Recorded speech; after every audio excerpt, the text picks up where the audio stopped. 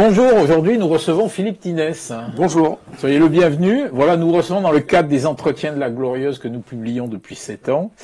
Voilà, donc Philippe, vous venez du 9-3, Sévran exactement. Vous avez commencé à travailler à 16 ans sur les routes comme cantonnier avec un marteau-piqueur. Ouais. La vie était dure, hein? Il fallait à un moment donné qu'on n'arrivait pas à finir ses études, on n'avait pas trop le choix à 16 ans. Bon, vous avez 66 ans, vous êtes à la retraite.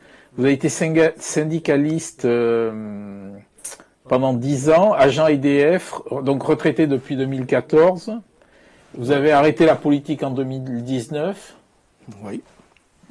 Vous étiez conseiller municipal de 2004 à 2014, délégué aux espaces verts, entre autres, au culte.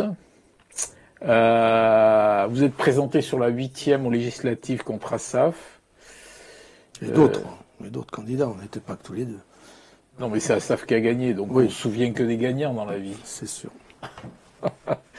Vous avez été présenté au cantonal, vous avez perdu de 60 voix contre Candouzi. Ouais. Ça vous est resté en travers de la gorge. Oui, parce que le tribunal a reconnu qu'il y avait des falsifications de signatures et de documents, mais malgré tout, ils nous ont donné perdant. Ah d'accord. Ça c'est pas bien ça.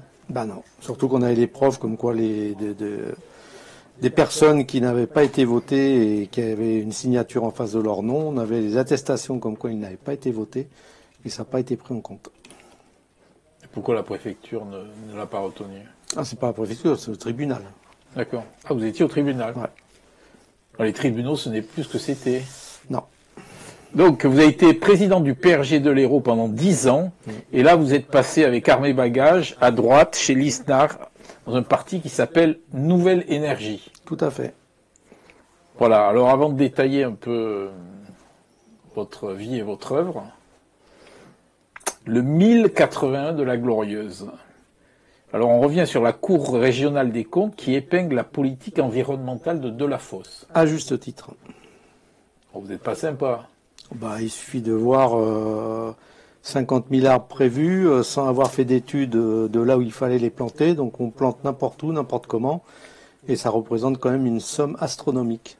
Donc on titre Écologie et climat du greenwashing. Est-ce que c'est pertinent?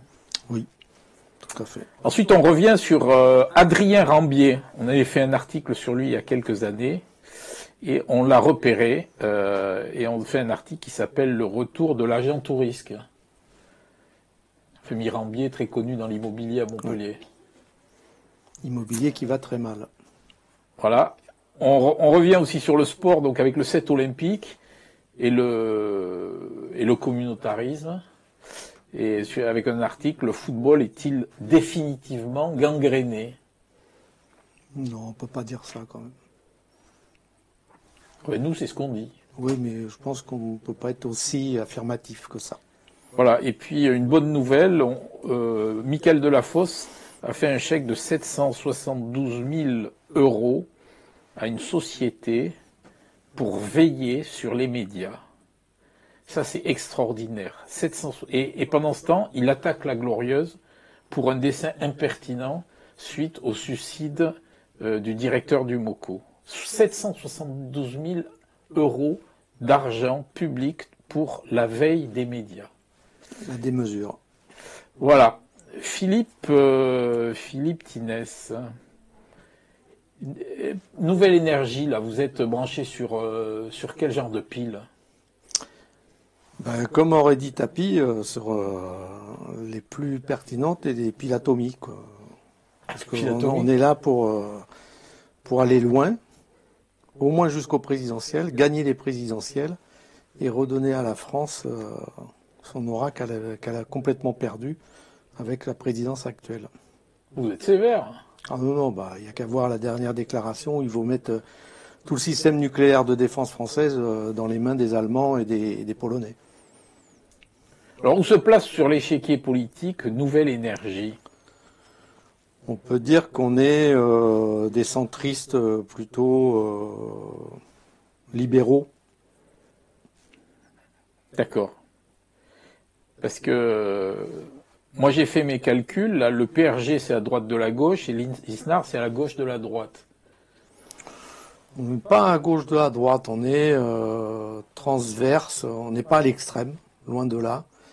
Mais on est pour certains, l'idéologie qui est à Nouvelle Énergie peut être considérée comme étant de droite, puisque on est pour une république forte, pour la nation, pour faire l'union de nations, contre le yokisme, le multiculturalisme. Et ça, c'est pour certains considéré comme étant de droite. Voilà. Donc l'actu, c'est aussi LFI qui bloque Sciences Po. Est-ce qu'on peut dire que les étudiants qui s'activaient devant Sciences Po la semaine dernière sont une nouvelle énergie eux aussi? Non, c'est une minorité qui pourrit la vie à tous les Français. Et à un moment donné, il faudra que ça s'arrête. Et justement, Nouvelle Énergie, quand on sera au pouvoir, on fera en sorte que ce genre de perturbations ne reviennent pas. Alors, vous étiez au PRG, qui est plutôt à gauche. Oui, comme vous dites, c'est le bout de la gauche. Voilà. Vous êtes passé chez Altrad, vous êtes allé au Modem. Non, jamais été au Modem. Jamais? Non. Et Altrad, c'est pas un parti. Altrad, c'est un candidat à une municipale. Vous soutenez Perrin? Bon, oui. Enfin, Alerte Montpellier, surtout. On s'y perd, là. Vous avez fait presque le tour du cadran. Ah non. Moi, j'ai adhéré en 92 au Parti radical de gauche. J'y suis resté pratiquement jusqu'en 2019. En 2019, quand il y a eu la fusion du Parti radical de gauche et des Valoisiens, j'ai été le président de ce parti, c'était une continuité. Et après, j'ai arrêté la politique quand il y a eu le soutien du MRSL à Macron pour les européennes. Donc j'ai démissionné. Ouais. J'ai été malade avec une maladie assez importante. Et ce qui m'a permis de faire beaucoup de lectures, et je suis tombé sur le livre de David Lisnard, qui m'a complètement convaincu. D'accord. Donc j'ai fait 2 partis dans ma vie. Alors comment passe-t-on du PRG à Lisnard qui est plutôt à droite, quoi? PRG qui est plutôt à gauche, à Lisnard à droite. Disons qu'on retrouve les valeurs du Parti radical 4e République mis au goût du jour, avec la défense de la République, la défense de l'individu, avec le régalien du vrai régalien, c'est-à-dire police, l'armée, la justice, la santé, et pas d'aller de payer pour recoudre des boutons sur la veste ou sur la chemise des personnes, ou d'aller donner de l'argent pour réparer une machine à laver. Parce que vous pensez que le régalien a pris du coup dans l'aile avec Macron? Oui, bien sûr. Le régalien ne remplit plus ses missions, puisqu'il n'y a qu'à voir dans la santé, si vous voulez faire un examen, le temps d'attente qu'il vous faut pour pouvoir avoir un examen et voir un professeur. L'éducation nationale, enfin, on le voit tous les jours. Encore il n'y a pas longtemps, aussi un jeune qui vient de se faire assassiné par un autre jeune de 15 ans qui était en attente de jugement parce qu'il avait déjà fait une semaine avant un vol de téléphone avec violence. Et pourtant, il était toujours dehors parce que la justice n'a pas les moyens de juger les gens dans les médias. Alors, cette nouvelle énergie-là, c'est autre chose qu'une écurie présidentielle? Ou ça fait partie comme Horizon Non, ça n'a rien à voir avec Horizon parce que justement, il y a du concret dedans. C'est pas... Depuis 40 ans, depuis à peu près 74, que ce soit de gauche ou de droite, c'est la même politique. Sauf que quand on est à droite, on met un peu plus de dureté sur les lois, et quand on est à gauche, on met un peu plus de social. Mais ça ne change pas la politique. Et Horizon, Édouard Philippe est exactement pareil, parce qu'il sort de sous l'aisselle de Macron, donc il ne fera pas mieux et pas plus que Macron, alors que David Lisnard, il n'y a qu'à voir sa gestion de la ville de Cannes, et on s'aperçoit ça sera un bon gestionnaire pour la France. Et il y a une rupture avec les politiques actuelles. Alors, c'est quoi son projet? Son projet, c'est de remettre l'individu, le citoyen, au centre des décisions, et non pas selon le vent, la girouette de Macron du « en même temps ». Ou s'il voit quelqu'un un jour, il lui dit quelque chose. Quand il va en Algérie, il dit que oui, c'est vrai que le colonialisme a été une catastrophe. Puis quand il revient en France devant les Pinards, il dit non, mais là, c'est pas vrai. La France était grande, etc. Donc le en même temps, il faut arrêter. Il n'y a pas d'en même temps. Il y a une ligne à se donner, il y a une cible à avoir, et il faut y aller. Et, David Snislar a un fil conducteur. Le fil conducteur, c'est la défense de la République. Ils disent tout ça plus ou moins. Non, oui, mais la défense de la République avec le régalien qui revient vraiment au centre du débat. C'est-à-dire qu'on renforce le régalien et on laisse tout le reste au privé. Laissons l'économie aux entreprises et ne nous ingérons plus dans l'économie comme actuellement le gouvernement le fait et comme on le fait depuis 1974. Laissons les entreprises faire l'économie. Oui, mais on a l'impression qu'on a tout essayé du Parti socialiste aux Républicains. Non, c'est la même politique. Par le centre. C'est la même politique, avec des différences, avec un curseur qui est différent. Non, mais Lisnard, il est dans cette mouvance. Non, pas du tout. Il faut aller sur le site de Nouvelle Énergie et vous verrez qu'il est complètement différent dans ses propositions qu'il fait pour justement être élu président. D'accord. Donc il est au centre, mais il n'est pas comme les centristes. Absolument pas. Il est pour une rupture totale de la politique qui est faite depuis 40 ans. Alors, qui est la même que ce soit de gauche ou de droite. Alors moi j'ai l'impression que ceux qui incarnent la politique à Montpellier vieillissent. Donc il y a Miralles, il y a Tinès, il y a Sorel, même Delafosse. On a l'impression qu'il est là depuis 40 ans. Et puis il est là depuis 40 ans puisqu'il était, Est-ce qu'il ne faut pas un peu de vent nouveau? Si, c'est pour ça que... Avec qui alors? Eh bien, avec des personnes comme Isabelle Perrin, puis il y en a certainement d'autres qui n'ont jamais fait de politique et qui peuvent proposer quelque chose de nouveau aux Montpelliérains. Et c'est vrai qu'il faut sortir... moi, ce sera mon dernier combat politique, mais j'espère... Pourquoi le dernier, à 66 ans? Parce qu'il faut laisser, comme vous le dites, il faut laisser la place aux jeunes. Donc oui, on peut leur donner des conseils, après qu'ils appliquent ou pas, mais il faut surtout laisser la place aux jeunes, parce que moi, mon dernier combat, il sera surtout que LFI ou la NUPES, on l'appelle comme on veut, ne prennent pas le pouvoir à Montpellier, parce qu'ils ont un marchepied avec actuellement la municipalité qui est en place, et ce marchepied, moi je veux pas qu'il marche, et je veux qu'il soit quelqu'un d'autre qui prenne la mairie, et qui remplace l'équipe qui est actuellement et que nous sommes, ou la NUPES, ou LFI, n'arrivent pas à la mairie. Et moi, c'est mon combat, ça. Il vaut mieux Delafosse ou la NUPES? Ni l'un ni l'autre. Il faut qu'il y ait des jeunes qui soient dans le... qui aient l'habitude, enfin, qui sont pas des politiques, mais qui relancent la ville économiquement et pas par dogmatisme. Quand on voit la ville, la façon dont elle est gérée aujourd'hui, c'est une catastrophe. La droite à Montpellier aux dernières élections municipales, je ne sais pas exactement, mais je dirais 3% avec la rue. Et la rue s'est ralliée à Delafosse. Ouais. C'est pour ça qu'il a fait que 3% et c'est pour ça que Moedaltrad, il a fait 16% au premier tour et 18% au deuxième. Parce qu'il a été clair alors que... le représentant de la liste LR, presque il appelait à voter au premier tour Michael Delafosse. Combien d'adhérents êtes-vous sur le département? À peu près dans les 180. Et une cinquantaine sur Montpellier. Alors il y a une affaire, là, la mise en cause de votre responsable départemental, Anthony Belin. La mise en cause sur quoi? Par le maire de Lunel. Non, je pense pas qu'il y ait de mise en cause. Il a démissionné de son poste parce qu'il y a une incompatibilité suite à la maladie du maire qui a été absent pendant un certain temps. Donc c'est le chef de cabinet qui a joué un certain rôle et au retour du maire, c'était certains adjoints.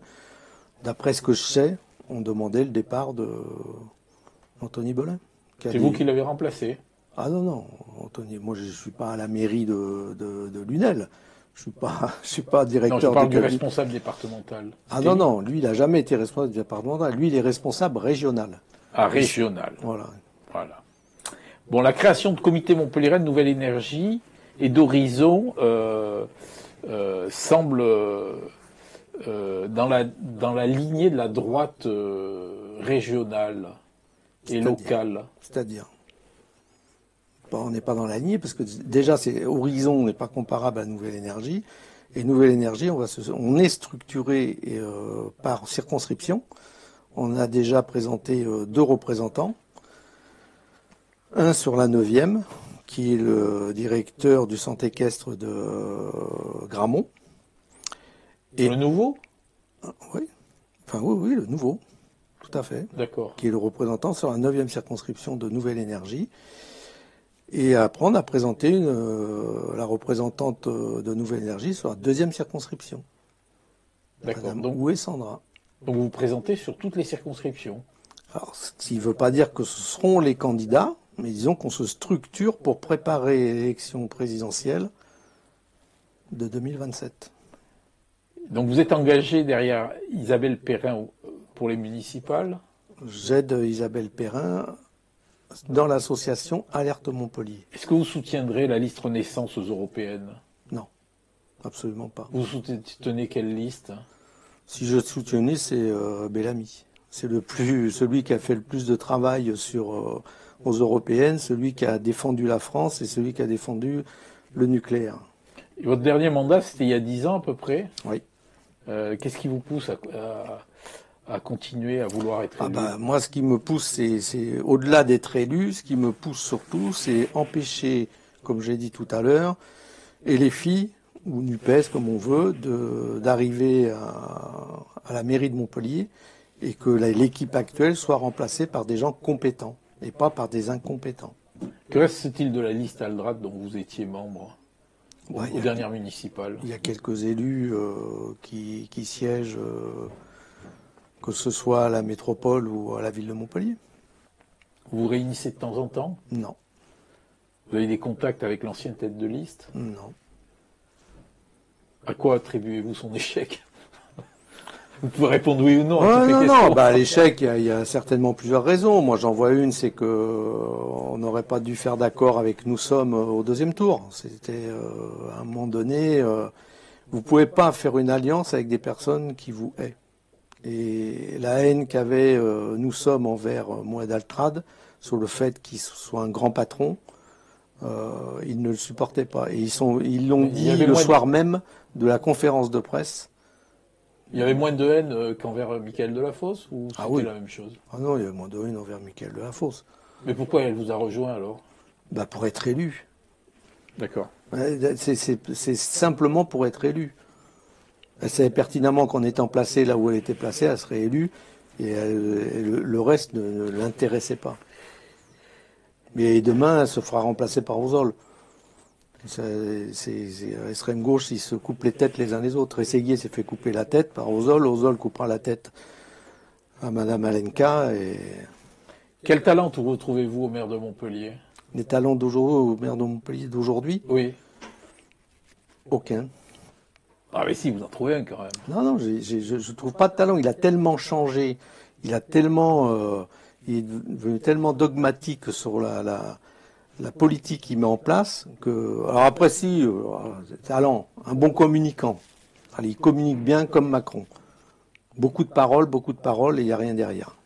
Il y a beaucoup d'euros qui sont dépensés dans les différents quartiers pour rien. Et d'ailleurs, la Cour des comptes l'a bien épinglé sur la plantation de ces arbres sur la Comédie. Ils ne feront pas d'ombre. Alors, en votre qualité justement d'ancienne déléguée aux espaces verts. Et qualité de l'espace public. Voilà. Donc on a dépensé 350 000 euros pour les seuls 8 arbres de la Comédie. Donc divisé par 8, ça fait à peu près 60 000 euros l'arbre. Moi j'ai 2 millions, la Cour des comptes a dit pour les arbres de la Comédie. Oui, non, mais enfin, il y a les fosses aussi. Donc moi je parle des arbres. Ah oui, que les arbres, oui d'accord. Je parle pas de la terre, je parle des fosses. Et il y a les fontaines de 3 millions, les travaux de remboursement de structure 2 millions. En gros, l'esplanade c'est 40 millions, l'esplanade 40 millions, 8 millions pour le parking des arceaux et 2 millions pour les arbres. Voilà. Donc tout ça avec des emprunts à taux variable, ce qui est complètement fou. Parce qu'il n'y a pas l'argent. Il a trouvé les caisses pleines quand il est arrivé. Aujourd'hui, elles sont vides. Il est obligé de faire des centaines de millions d'emprunts. C'est pas le milliard pour pouvoir arriver à payer ces travaux qui enlaidissent la ville et qui rendent invivable. 30% de chiffre d'affaires en moins chez les commerçants en moyenne. C'était une bonne idée, ces arbres sur la Comédie? Non. Il fallait faire comme si vous voulez vraiment arborer les choses, il fallait faire comme à Singapour.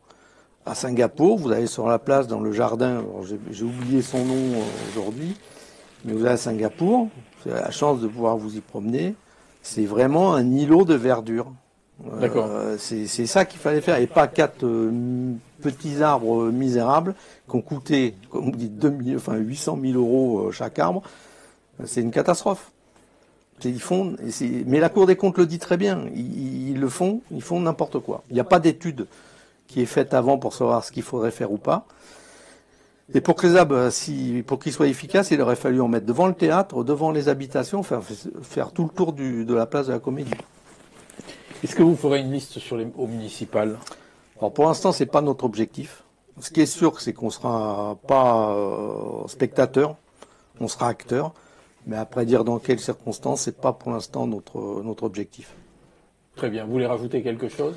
Nous, on veut se développer, on veut une nouvelle énergie. Et si vous voulez mieux connaître Nouvelle Énergie, allez sur le site Nouvelle Énergie et vous verrez le programme proposé par David Lisnard. Très bien. Je vous remercie. Merci. Bonne soirée.